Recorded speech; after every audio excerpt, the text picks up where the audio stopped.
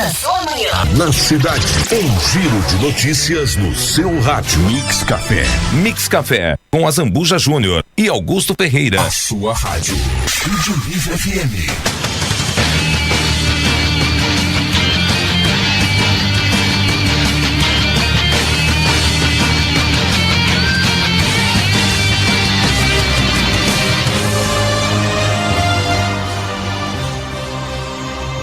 8h23, 8h23, nós vamos agora à entrevista do dia aqui no Mix Café. Augusto. Verdade, né? Nesta quarta-feira nós vamos falar um pouquinho sobre educação. O Rio Grande está recebendo aí a caravana da democracia, que é realizada pelo CEPER Sindicato. Nós estamos aqui recebendo a Suzana Cecília Laumer, que é a secretária-geral. Bom dia, bem-vindo ao Mix Café. E a Carla Casais, que é diretora. Tudo bem? Bom dia. Bom dia. E aí, tudo pronto? Como é que está a agenda aí no Rio Grande, hein? Bom dia, a gente está começando agora pela manhã a visita às escolas aqui no núcleo de Rio Grande e começando essa caravana aqui, mas já desde o dia 2 de agosto estamos visitando os 42 núcleos que compõem o CEPER Sindicato, visitando escolas, conversando com os colegas, fazendo esse trabalho de levar as informações, né, de como as coisas vêm acontecendo, né, no estado, no Rio Grande do Sul, e fazendo uma análise também de preparação para a eleição, porque a gente sabe a importância que ela tem, tanto no executivo quanto no legislativo, e sempre foi, na verdade, uma tarefa do CEPERS. O CEPERS tem 77 anos de história, desde o período, inclusive, de ditadura, fez este trabalho de análise, de ver qual que são as ações e as propostas que os governos trazem para a educação, para fazer essa conversa com os nossos colegas, né? Então, estamos nessa missão no momento e hoje vamos visitar algumas escolas aqui na cidade de Rio Grande. Carla, e aí, como é que está a situação? Como é que está o professor hoje? Como é que está o básico do professor? Uma coisa que eu faz muito tempo. A minha mãe era professora do estado também, muitos anos. Essa situação do professor e do funcionário de escola é uma situação que é grave e que é uma situação que vem de bastante tempo, né? O que acontece, né? Acontece que nós, em todos os governos, nós precisamos reivindicar. Não houve nenhum governo que a gente obtivesse o que a gente julga justo, né? Nós temos, por exemplo, uma lei federal, que é o piso, né? Piso nacional, todas as categorias têm, né? Para nós foi uma conquista secular. Desde a época do Império, nós lutávamos para que tivéssemos um piso, um valor mínimo, né? Que menos do que isso, nenhum ente pagasse para um professor, né? Nós temos essa lei e nós temos muita dificuldade de implementação dessa lei. Alguns governos avançam e chegam perto de pagar o piso, outros retrocedem, né? E o que aconteceu no último período é que a gente teve um retrocesso muito grande de uma categoria que recebe muito pouco, né? Não só os professores, nós temos funcionários de escola, o piso deles é R$620. Menos que o valor básico. Exatamente, eles recebem um complemento para o mínimo regional, né? Então é uma situação grave porque são educadores, são reconhecidos por lei, assim, né? E nós temos no último período essa situação agravada com o governo anterior a esse, nós tivemos 0 reposição. Isso significa desrespeitar uma lei que diz que em todo janeiro é preciso fazer a reposição, né, o reajuste conforme a lei federal, né? E nós tivemos agora no ano passado, no início do ano passado, foi ano passado, né? Esse ano. As profs já estão loucas, se perdendo na data. Nós tivemos um reajuste que deveria ser de 32% para todo mundo, onde 86% da categoria não recebeu. E o governo, ao dar os 32% de reajuste, ele economiza 7 milhões entre os aposentados, os ativos, e 39 milhões entre os aposentados. Quer dizer, qual é a conta?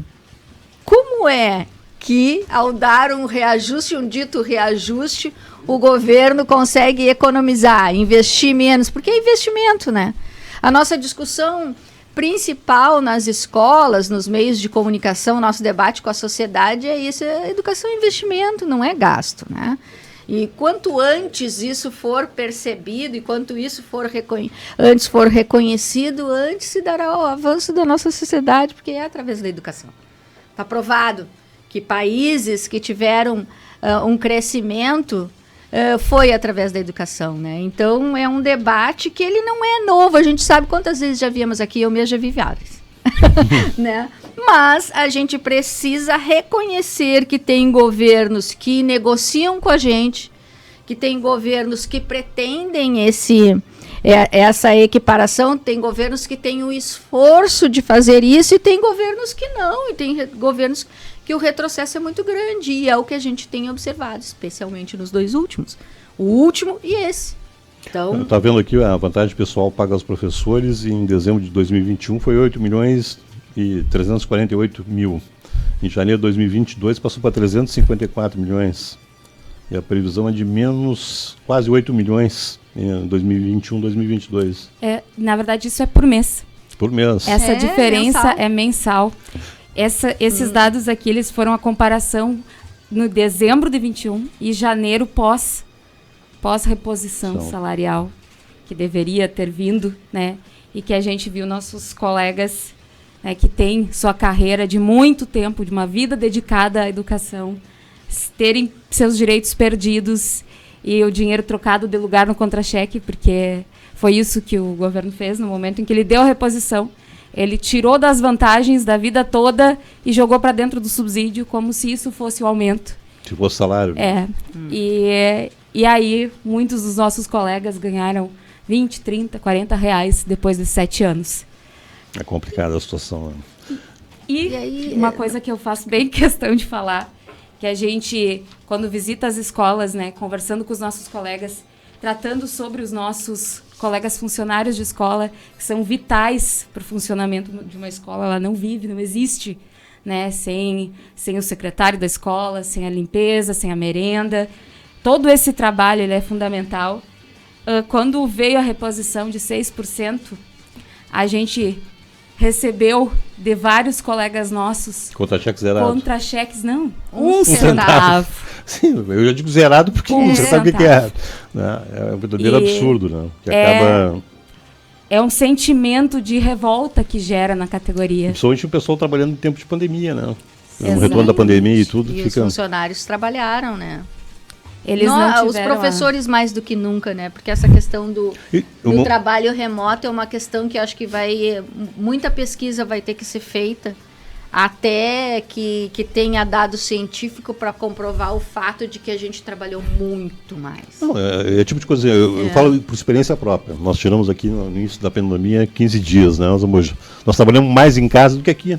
Exatamente. Né? Imagina o professor que teve que produzir todo o material. É a mesma coisa nossa. Nós tivemos que produzir todo o material, só que nós estávamos conectados quase 24 horas. Exatamente. Né? Então é complicado. Aprender a produzir. A usar, porque o pessoal não usava muito a internet, o professor dificilmente usava. Né? A não ser o básico, tu não sabia fazer live, isso, aquilo, e teve que se adaptar. Comprovou, né? uma situação que nós já dizíamos, né? Nada substitui o professor na sala de aula. Com certeza. Né? Porque é muito difícil, foi um período muito difícil para os estudantes e para nós.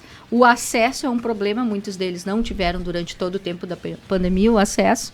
A gente teve que se adequar e produzir material sem nenhum subsídio, porque não houve nenhuma ajuda para nós. Houve muito custo, né? Trabalhar durante a pandemia. Aumentar o gerou consumo custo. de internet, tudo que a gente tem normal em casa e não dava... E o nosso vale...